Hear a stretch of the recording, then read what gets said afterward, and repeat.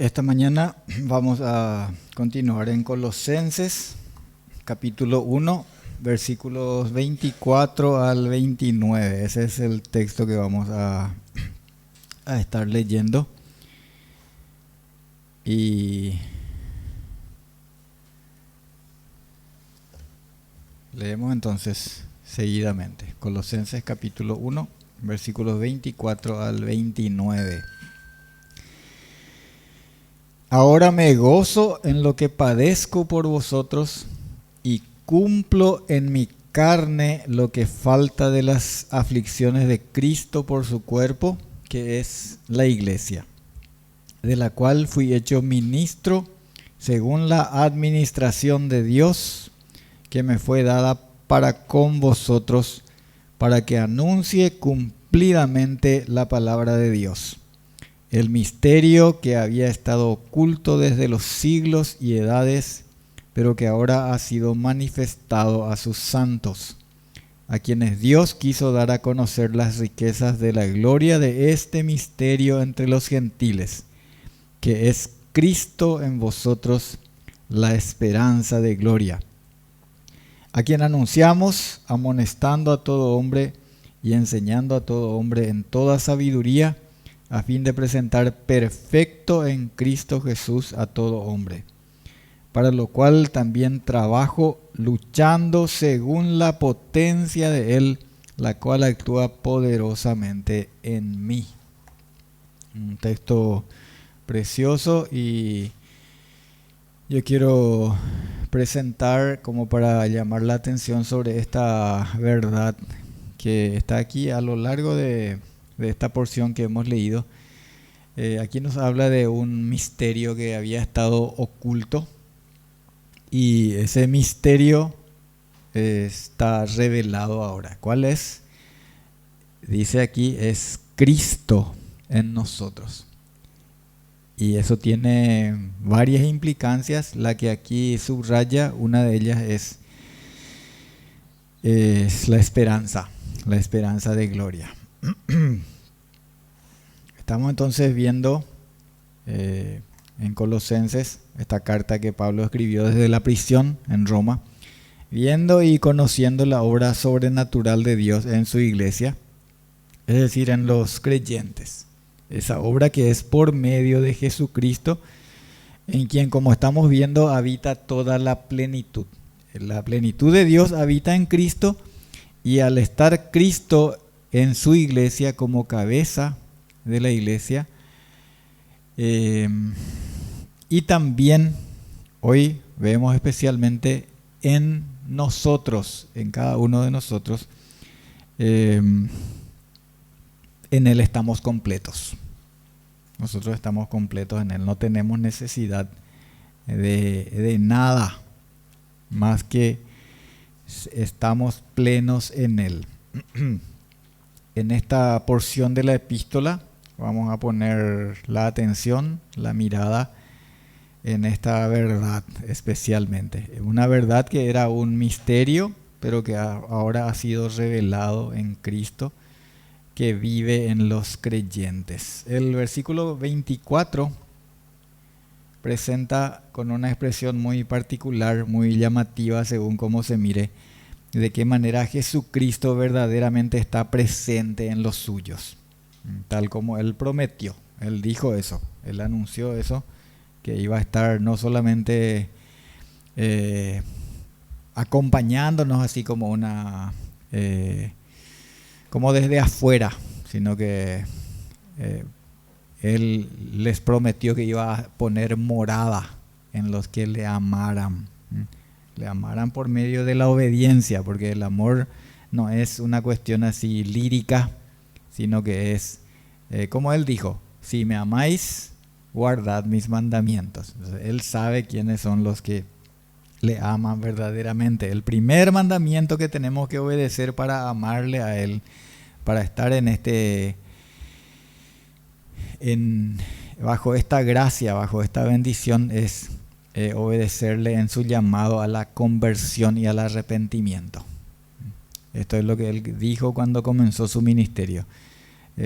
Conviértanse, arrepiéntanse y crean en el Evangelio. Hoy también dice, manda a todos los hombres que se arrepientan.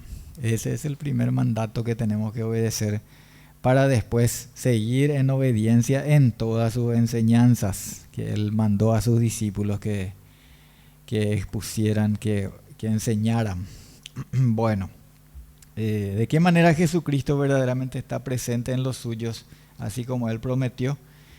Aquí llama la atención esta frase de Pablo cuando dice, cumplo en mi carne lo que falta de las aflicciones de Cristo por su cuerpo que es la iglesia. ¿Qué es lo que falta? ¿Qué es lo que Pablo y cualquier siervo, cualquier creyente en Cristo puede cumplir en su carne? ¿Le falta algo a las aflicciones de Cristo? Entonces a algunos les ha llamado la atención esto. Digo porque yo escuché preguntas así de la gente que indaga diligentemente en la palabra de Dios, entonces de repente se encuentra con algo que llama la atención y es muy bueno preguntar, ¿verdad? Preguntar y sobre todo si es posible que sea aclarado con la escritura, ¿verdad? No con alguna interpretación que puede ser de diferente origen, puede ser algo antojadizo, puede ser algo que a mí nomás se me ocurre, pero la palabra de Dios nos muestra, aquí claramente y en muchas partes en la escritura vamos a estar mirando eso. ¿Qué son estas aflicciones de Cristo que Pablo dice que él estaba cumpliendo en su cuerpo? Hay que estar firme y claro cuando se habla de la redención, del pago. Y eso es algo que Jesucristo solo hizo. Nadie le ayudó a Jesucristo, nadie completa esa obra porque Él hizo la obra completa. ¿Sí? Yo no puedo ser participante de la obra de la redención con Cristo. Yo no puedo agregarle a los padecimientos de Cristo algo que aporte al pago que Él efectuó por la redención del mundo, ni siquiera por la mía solamente. ¿Sí? Entonces, no se refiere a eso, hermanos. Él dijo, por ejemplo, cuando estaba en la cruz, Él dijo una palabra que ustedes se van a acordar. Él dijo, consumado es. ¿Se acuerdan? ¿Verdad? Consumado es. O en algunas traducciones en lenguaje más actual, sencillo, dice todo está cumplido. ¿Sí? Consumado es. ¿Qué quiere decir esta? ¿Qué palabra es esta? La palabra que se traduce consumado es una palabra del griego que es tetelestai. Tetelestai. Algunos conocen esta palabra. ¿Qué era? ¿Cómo se usaba esta palabra tetelestai? Y se usaba para expresar que una deuda había sido totalmente pagada, que había sido cancelada. Eso quiere decir tetelestai. ¿Sí? Está completamente pagado. Y también se empleaba para decir que un siervo había hecho total o completamente lo que su amo, su señor, le mandó hacer, ¿sí? Una tarea, un trabajo que le había ordenado cumplir, había hecho y había terminado el trabajo. Entonces, la manera de decir eso, la manera de expresar eso era decirle tetelestai, ¿sí? ¿Qué se tradujo aquí en esta, cuando Jesús estaba por entregar el Espíritu? Dice, consumado es, todo está cumplido. Así que la obra de la redención, remarcamos ahora, aprovechando esto, la obra de la redención está completamente consumada y ninguno de nosotros puede agregarle nada a eso. Es un error pensar, como a veces o a menudo las personas piensan que con su sufrimiento personal pueden agregarle, pueden aportar algo a la obra de la redención. La gente, por su ignorancia de la revelación, bíblica dice, por ejemplo, que con su enfermedad, con sus sufrimientos, con sus padecimientos, dice, estoy pagando por mis pecados. Dice, eso no es así, hermanos. La única manera de pagar por los pecados es, la paga del pecado es la muerte, dice el Señor. Entonces la muerte de nuestro Redentor, de nuestro sustituto, es la que paga por nuestros pecados. Salimos de ahí entonces, porque me parece importante remarcar, entonces estuvimos un ratito afirmando esto. ¿A qué se refiere entonces Pablo cuando dice, habla de estos padecimientos? Él dice, padezco por vosotros, cumplo en mi carne lo que falta de las aflicciones de Cristo por su iglesia. Tenemos que recordar que la iglesia es un cuerpo, es el cuerpo de Cristo. Jesús es la cabeza de un cuerpo. Y nosotros somos los miembros de ese cuerpo. Tanto es así que Cristo mismo participa de las aflicciones de su iglesia, así como él le dijo a Saulo de Tarso, ¿se acuerdan? En Hechos capítulo 9, en el versículo 4, Saulo todavía no era convertido, él estaba persiguiendo a la iglesia. ¿Sí? Él dice que conseguía órdenes de las autoridades para perseguirles, para prenderles, ¿sí? Tomarles, detenerles y llevarles, ¿verdad? Entonces Saulo era perseguidor de la iglesia. Sin embargo, cuando Jesús se le presenta a él personalmente en el camino a Damasco, en Hechos capítulo 9, versículo 4, le dice, Saulo, Saulo, ¿por qué me persigues? ¿Sí? ¿Por qué me persigues? Ahí vemos un lugar en donde podemos ver en la Escritura que Jesús dice que él mismo está sufriendo, siendo perseguido, padeciendo a través de su iglesia, porque la iglesia es su cuerpo. Saulo estaba persiguiendo y encarcelando a los creyentes, pero Jesús le dice, ¿por qué me perseguís, Saulo? Jesús también advirtió a sus discípulos acerca de que ellos tenían que padecer por causa de su nombre. Esto es algo que marca todo lo que es el curso de la vida de un creyente. Esto es lo que el Señor prometió a sus hijos, ¿verdad? No les prometió darles prosperidad, abundancia, porque ustedes son hijos de Dios, porque ustedes son hijos del Rey, etcétera. Y a los hijos del Rey no les tiene que faltar nada. No es eso lo que el Señor prometió, hermanos. ¿Sí? Digo esto porque hay que derribar, dice el Señor, los argumentos falaces. Cualquier otro evangelio que no sea el evangelio de Cristo, de la salvación, del señorío de Cristo, eso tiene que ser derribado, hermanos, con la palabra de Dios. Lo que el Señor prometió a sus discípulos es que ellos iban a pasar por muchas aflicciones, ¿sí? San Juan capítulo 16, versículo 33, la última parte del versículo dice eso. En el mundo tendréis aflicción, les dijo. Yo sé que eso no va a hacer que la iglesia se llene el próximo domingo acá, que esté abarrotado, porque mira, pues ahí se anuncia que vamos a tener aflicción.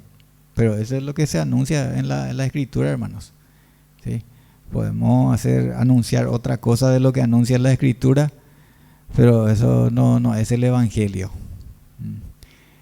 El que anuncia otro evangelio sea anatema, dice el Señor.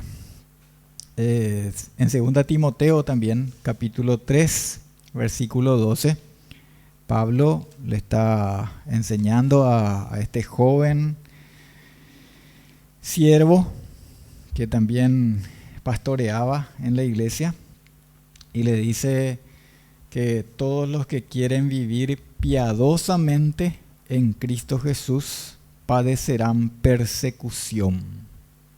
¿Y por qué sucede esto?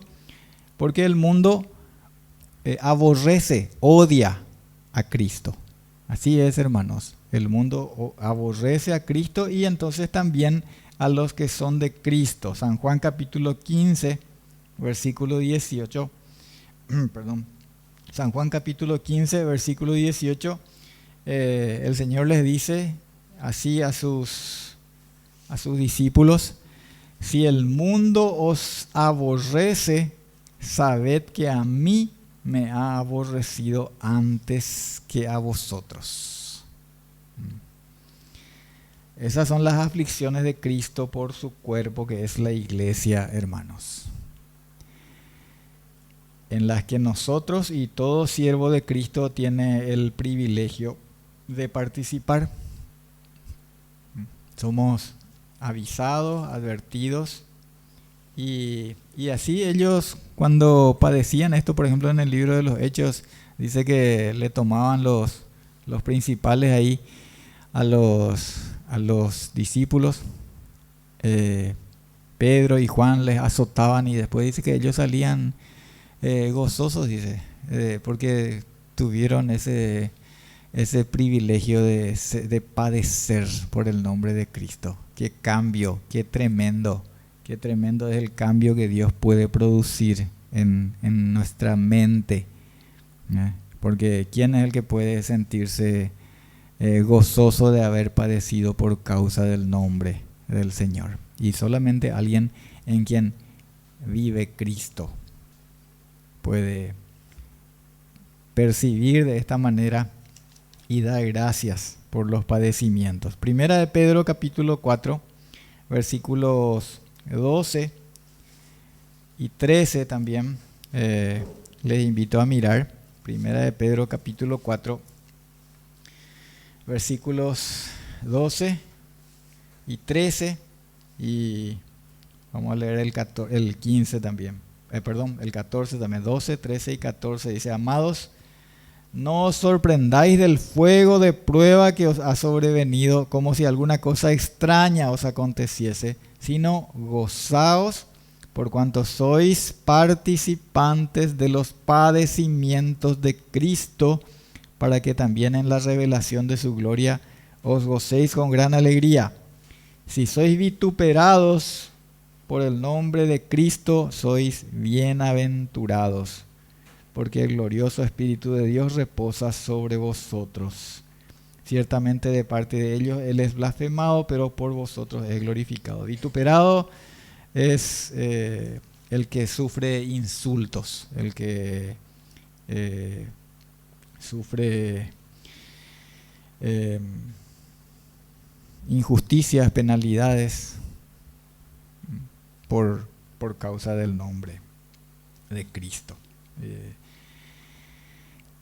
Bueno, vemos entonces que los miembros del cuerpo de Cristo completan lo que falta a las aflicciones de Cristo por su iglesia, porque y un siervo especialmente, uno que así tenía que hacer el trabajo de predicar, de enseñar, de eso está hablando aquí Pablo. Sufre porque él tiene que llevar el mensaje, y sufre también por aquellos a los que tiene que seguir enseñando, porque está hablando de cosas que son contrarias y que tienen la oposición del mundo, porque el mundo entero está bajo el maligno. Pablo dice en el versículo 25, dice, en nuestro texto principal, en Colosenses capítulo 1, versículo 25, del cual fui hecho ministro, o sea, este es de la iglesia, de la cual fui hecho ministro según la administración. Él era ministro en la iglesia. Ministro quiere decir siervo. Esto también solemos remarcar. Ministro no es un dignatario. Ministro es un siervo en la iglesia. Ministro no es aquel a quien hay que rendirle pleitesía y no, el ministro es el siervo en la iglesia. Así él enseñó. Él dijo: miren, yo estoy entre ustedes. Ustedes dicen que yo soy su maestro y señor, y yo estoy entre ustedes como el que sirve. Por eso yo les lavé los pies, le dice Jesús. Entonces entre ustedes también Así háganse unos a otros, sírvanse unos a otros. Ese es el ministro. Y Pablo dice que yo en la iglesia fui hecho ministro, o sea, siervo. Y fui hecho, dice, Pablo no se hizo a sí mismo ministro, sino que Dios le hizo su ministro, su siervo en su casa, en la iglesia. ¿Para qué? Para anunciar cumplidamente la palabra de Dios. Para que anuncie cumplidamente la palabra de Dios. Para eso le hizo ministro. Cumplidamente, aquí es completamente. Para que anuncie toda la palabra de Dios, plenamente la palabra de Dios. Un ministro del Evangelio está puesto para eso, hermanos. Para anunciar completamente la palabra de Dios. Esa es la misión de un siervo de la palabra, de un siervo del Evangelio. ¿Qué implica o qué incluye este anuncio pleno, completo de la palabra de Dios? De acuerdo a este texto nomás, porque podríamos abundar a través de la Escritura, pero ¿qué es lo que aquí vemos? En el versículo 26 dice, el misterio que había estado oculto desde los siglos y edades, pero que ahora ha sido manifestado a sus santos. ¿Qué anuncia? ¿Qué anunciaba Pablo? Un misterio. ¿Sí? Algo que era un misterio que había estado escondido, que había estado oculto. ¿Y cuál es ese misterio? Y la respuesta está ahí mismo otra vez. Ahí nomás está. Versículo 27 dice, a quienes Dios quiso dar a conocer las riquezas de la gloria de este misterio entre los gentiles, que es Cristo en vosotros, la esperanza de gloria. Este es el misterio que estaba escondido, el misterio que estaba oculto. Ustedes saben, hoy también en la escuela dominical hablábamos un poco sobre esto. Resulta que toda la humanidad se fue lejos del Señor. Declara así la palabra de Dios. No hay quien busque a Dios. Todos a una se perdieron. Eso ya dice allá en el Antiguo Testamento, en el libro de los Salmos ya dice. Y Isaías también dice, toda cabeza está enferma, no hay en el hombre nada sano. Dice, desde la planta del pie hasta su cabeza. Herida, hinchazón y podrida llaga no están curadas ni vendadas ni suavizadas con aceite, dice. Ese es el ser humano, hermano. Todos se perdieron. Entonces Dios quiso dar testimonio de sí mismo y llamó a un hombre, Abraham, y le dijo a Abraham, a través de tuyo yo voy a formar un pueblo, pero no solamente un pueblo va a ser, ¿verdad? No solamente vas a ser padre de una gran nación, numerosa nación, sino que en tu simiente van a ser benditas todas las naciones de la tierra. Dios tenía el propósito de darse a conocer a todas las naciones, de todas partes, pero comenzó con Israel, quien quiso que sea su luz, la luz de Dios entre los pueblos. Pero el propósito de Dios, como aquí dice, anunciamos amonestando a todo hombre, era que Cristo, Dios hecho hombre, tuviera una comunión tal con el hombre de quien estaba alejado, enemistado. La otra vez vimos, dice también en Isaías, que nuestros pecados hicieron separación entre nosotros y Dios. El hombre está alejado de Dios por causa de sus pecados, pero por medio de Jesucristo Dios nos reconcilia consigo mismo. Y no solamente nos reconcilia, sino que este misterio ahora revelado es que Cristo vive, mora en el creyente y en su iglesia. Ese es el misterio, hermanos. Y eso es lo que verdaderamente transforma al ser humano. Eso es lo que transformó el pensamiento de Pablo, de Pedro, de Juan, ¿verdad? Que eran vituperados por el nombre de Cristo. los vituperios de los que te vituperaban cayeron sobre mí, dice. ¿Sí? Y ellos salían gozosos cuando padecían por causa del Evangelio. Es porque Cristo mora en el creyente. Eso es lo que el Señor anuncia y revela. Esto estaba escondido antes, pero ahora es revelado por medio de Jesucristo.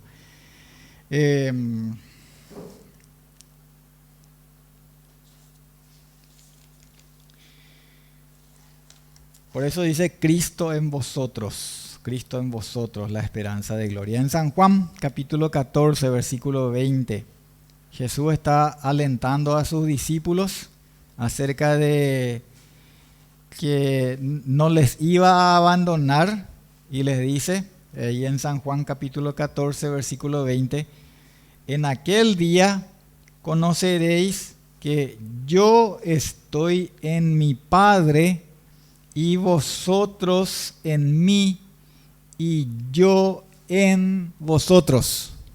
Ahí tenemos, Cristo en nosotros. Vamos a otro versículo en la carta a los Romanos, capítulo 8, versículo 10. Romanos 8, 10 dice, pero si Cristo está en vosotros, el cuerpo en verdad está muerto a causa del pecado, mas el espíritu vive a causa de la justicia. Sí, Cristo está en vosotros. Y Cristo está en cada creyente verdadero, hermanos. Sí, es porque esa es su promesa. Si alguno me ama, dijo él, mi Padre le amará y vendremos y pondremos morada en él. En él, habiendo oído la palabra de verdad del evangelio de vuestra salvación, fuisteis sellados con el Espíritu Santo, dice. Sí, y el Espíritu Santo es la manera en que Dios pone morada en nosotros, porque el Espíritu Santo es el Espíritu de Dios. ¿Sí? Bueno, un tema muy hermoso que nos habla de la triunidad de Dios. Gálatas también, un versículo que seguramente ustedes conocen, Gálatas 2:20. Estamos resaltando esto de que Cristo está en el creyente, no solamente con, sino en el creyente y en su iglesia. Gálatas 2:20 dice, con Cristo estoy juntamente crucificado y ya no vivo yo, mas vive Cristo en mí, dice Pablo. Y Cristo en nosotros, vamos a esto, también aquí, esto que leímos, Cristo es en nosotros, es la esperanza de gloria. Esperanza de gloria. Las aflicciones del justo dice que son muchas. Muchas son las aflicciones. Y aquí también leímos algunas advertencias que el Señor les hacía a sus discípulos de que iban a tener muchas aflicciones. Las enfermedades, la muerte de nuestros seres amados, el desprecio, el menosprecio, el vituperio del mundo. Muchas veces eso se da en nuestra propia casa. Muchos de ustedes experimentaron eso. En otros casos se da en nuestro grupo de amigos. Ese es el tipo de experiencia que yo más personalmente más experimenté, que yo más pasé. Mi grupo de amigos, mi grupo de jóvenes, que después del aprecio que me tenían, después me tuvieron desprecio, ¿verdad? Y hasta, bueno, hasta ahora hay quienes se acuerdan de mí en ese sentido, ¿verdad? ¿Por qué? Y porque traicioné según su visión, ¿verdad?